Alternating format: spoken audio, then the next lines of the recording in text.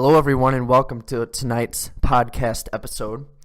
I just got back from open gym, and I was talking with one of my teammates, and he talked about how last season he wasn't getting the playing time he felt he deserved, and, how the team was playing and why he felt that he deserved more playing time, and how he went to the coach and talked to him and figured out what he needed to do, and he did those things, and he still wasn't necessarily getting the playing time that he felt he deserved, and it got me thinking that this would be a really good topic because I know I struggled with it personally in my career. Didn't necessarily get the playing time I wanted. I realized later on and after the fact, why I didn't necessarily get the playing time I wanted, and I did the things necessary to improve on that situation. So I feel I have a lot of knowledge that I can offer you guys on this topic, and it's a really good topic, a topic that a lot of basketball players struggle with. So we're going to get into it tonight. I got 4 specific points on how you can handle if you feel like you're not getting the playing time you deserve, and if you're not a starter, how you can deal with that, things you can do. So the first thing is realize that if you feel like you're not getting the playing time you deserve, that's a key word right there, deserve. Not that you're not getting the playing time that you want, because I think everybody listening to this podcast wants more playing time. Every basketball player wants more playing time. They want to be a starter. But if you feel you're not getting the playing time that you deserve, you feel like you have the skills, you have the knowledge, you have the ability to impact the team, and you're not getting the playing time you feel you deserve, then what can you do to handle that situation? So it's not that you feel you want more playing time. You can want it, but do you deserve it? That's the question. So I got 4 points for you on how to deal with not getting the playing time, not being a starter. First one is take personal responsibility. You need to take a hard look in the mirror, look at your own self, your own game, and ask yourself 3 specific questions. Number 1, what skills am I lacking? Look at your game and figure out what skills you feel that you're lacking. Now, we all know the skills that it takes to be a good basketball player. You need to be able to shoot. You need to be able to handle the ball. You need to have scoring moves. You need to be athletic. You need to be quick. You need to be able to jump. You need to have mental toughness. We all discuss those things in this podcast. We all know the skills that basketball players are capable of having. So if we want to be a well-rounded player, look at your game and say, what skills am I lacking? That's the first question. And really, what can you do to work on them? Knowing what skills you're lacking and not doing anything about it is not going to help you. You need to know the skills that you're lacking and actually put in the time, even if it's during the season. Especially if you're not getting the playing time you want, you can spend that extra time and energy devoting to actually working on those skills. So what skills am I lacking? Number 2, what skills do the starters or the players that are getting more playing time, what skills do they possess? What skills do they specifically have that the coach is taking notice of that's allowing them to get the playing time you feel you deserve? Take notice of that and, again, put in the time, put in the effort to work on those skills. Number 3, what does the team lack and how can I fill this lack? What does the team lack and how can I fulfill this lack? If your team is small and they're not rebounding as much as the coach would like, how could you step in and become a better rebounder to help the team win, to help the team be successful?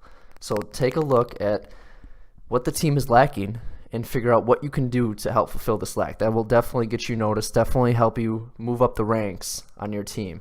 So the first point, again, take personal responsibility. Ask yourself 3 questions. Number 1, what skills do I lack? Number 2, what skills do the starters possess? And number 3, what does the team lack and how can I fulfill this lack? So that's point number 1. Second thing you can do to help improve your playing time that you feel you're not getting and you deserve to get is hustle, play defense, have work ethic, and play your current role to the best of your ability. So every coach wants a player. We've discussed this before, and some thought I termed or coined the term hustle player, which I've heard it before, but maybe some of you haven't. But if every coach loves hustle players that'll run back on defense, run up the court on offense, play defense, hard defense, but good position defense, good help defense, depending on the system, but there are general principles that are true in any system. So being a hustle player, playing defense, having work ethic, meaning showing up to practices before games to work on the things that you recognized earlier that you needed to work on. Staying after practice, working on those things. And not just necessarily so the coach will notice, but so you can improve. And then play your current role to the best of your ability. If you do those things, the coach will definitely take notice. And again, it should help you move up the ranks on your team. But if all else fails, if these two things, these two major points, and you've been doing these things for a while, depending on how long your season is, and you're still not getting the playing time you feel you deserve, then you can have what's called the talk. The talk with your coach. You sit down with him, preferably in person. Don't text, don't call.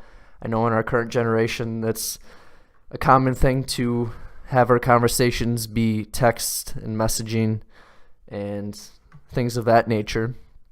But we lack the ability to actually hear people's voices, to see them face to face. The thing is, with our technology nowadays, you can even video call people. But again, face to face, sit down with the coach and have the talk. Now, what are you going to do in this talk? You're going to ask him, ready? Listen to the words here. What can I do to earn more playing time? What can I do to earn more playing time? So you're going to do it. You yourself, you are going to do it. Whatever the coach says you can do to earn more playing time. Not get more playing time, to earn more playing time, because you're going to have to do something to earn it. If the things you've already done that we listed earlier did not work, then there's obviously something else lacking. And you're going to have to do those things to earn that playing time. A lot of the time, from my experience, it's not necessarily a skill you're lacking.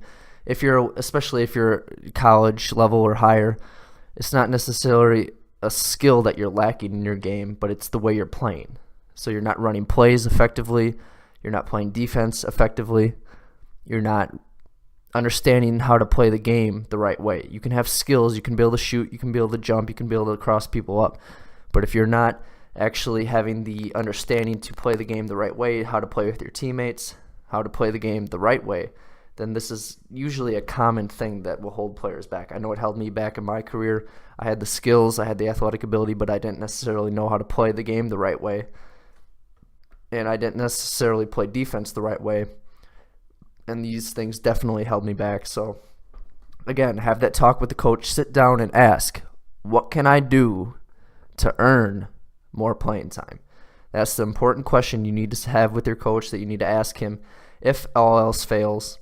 And that will definitely put you on the right track. And make sure if you ask him that he sees you doing these things. Just a little point. Whenever a coach offers you any tips, make sure that he sees you doing those things in practice, doing those things in games, doing those things when you're working out. He'll definitely take notice of that, and it'll make him feel good, make him feel like he's offering you good advice. And if he's in any way a decent coach, it will be something that will help your game. So just a little tip there. The last point that I want to offer you guys is to have a future perspective. When all else fails, you're still not getting the playing time you feel you deserve, have a futuristic perspective. See your career in a big picture. If your goal is to play college basketball and you're in high school, if your goal is to play professional basketball and you're in high school or college, recognize that this season is just one season. To look at it as a way to improve despite anything else that's going on. It's just an opportunity for you to improve as a player, whether you're on the bench playing 15 minutes, 10 minutes, 20 minutes, 30 minutes, whatever the case is. It's an opportunity for you to improve, and that you will be successful. You will reach your goals. You will play at the levels you want to play at. But you need to take this moment, this season, this practice as seriously as you can, and learn and improve as much as you possibly can.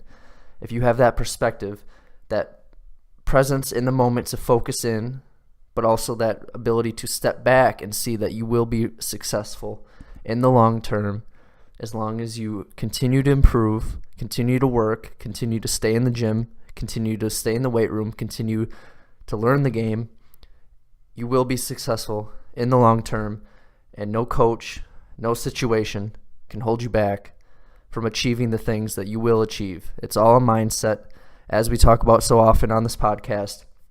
Basketball, life, it all comes down to your mindset. The way you think, the way you approach situations, your perspective. That will determine how far you get in basketball and in life. All right, guys, thanks for listening to tonight's episode of the Hoops Hall of Fame podcast. Please like on Facebook, Hoops Hall of Fame. Please subscribe on YouTube. Comment, let me know what you'd like to hear, and I'll talk to you again on the next episode of the Hoops Hall of Fame podcast.